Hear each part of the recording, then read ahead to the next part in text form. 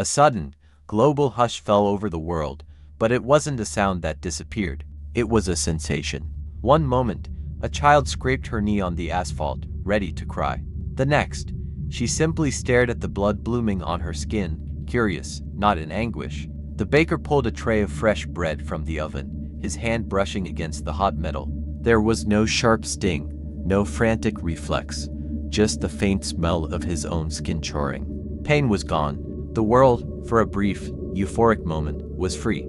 At first, it was a revolution. Chronic pain sufferers, once shackled to their beds and wheelchairs, ran marathons. Athletes pushed themselves beyond the limits of human endurance, setting impossible records. The fear of injury, once a natural deterrent, vanished. Factories buzzed with new efficiency as workers no longer needed breaks to soothe strained muscles. Life insurance companies celebrated, emergency rooms became quiet, and the global economy surged on a wave of painless productivity. It was a utopia, a silent, bleeding utopia. The first cracks appeared subtly. A construction worker, not feeling the splinter in his thumb, kept hammering until the nail went through the wood and into his flesh. He only stopped when his tool felt wrong.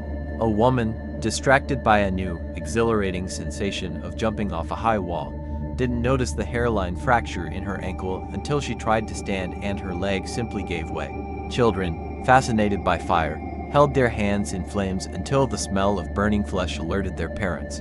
Pain wasn't just a nuisance, it was a warning system. Without it, the body was a ticking time bomb, and the silence of a hidden infection was more terrifying than the loudest scream. As the weeks turned into months, the consequences became catastrophic.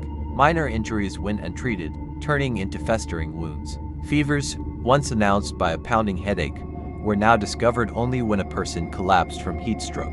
Appendicitis no longer gave a sharp, agonizing cry for help. It silently became peritonitis, a fatal poison that spread without a single signal. People would go to sleep and never wake up, their bodies succumbing to internal bleeding they never knew they had. Society, once so proud of its pain-free existence, became obsessed with monitoring itself. People had to constantly scan their bodies for any red marks, any unnatural swelling, any sign of an injury they couldn't feel. Doctors became detectives, and their primary tools were not stethoscopes, but magnifying glasses. Socially, the change was just as profound. The shared human experience of suffering, of empathy born from seeing another's pain, began to erode. Fights became brutal, with people not stopping until their opponents were unconscious, shattered, or dead. There was no deterrent, no urge to call a halt.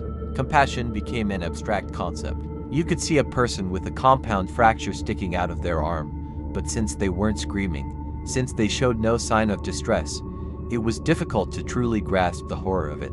People had to learn to react not to emotion, but to cold, hard visual evidence of damage.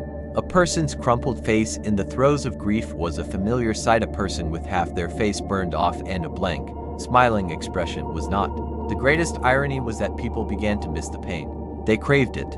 Not the pain of a broken bone, but the small aches that let you know you are alive, that your body was a fragile, miraculous machine that needed care. They missed the sharp signal that told you to pull your hand from a hot surface, the nagging ache that reminded you to rest, the throb of a healing wound that told you you were on the mend.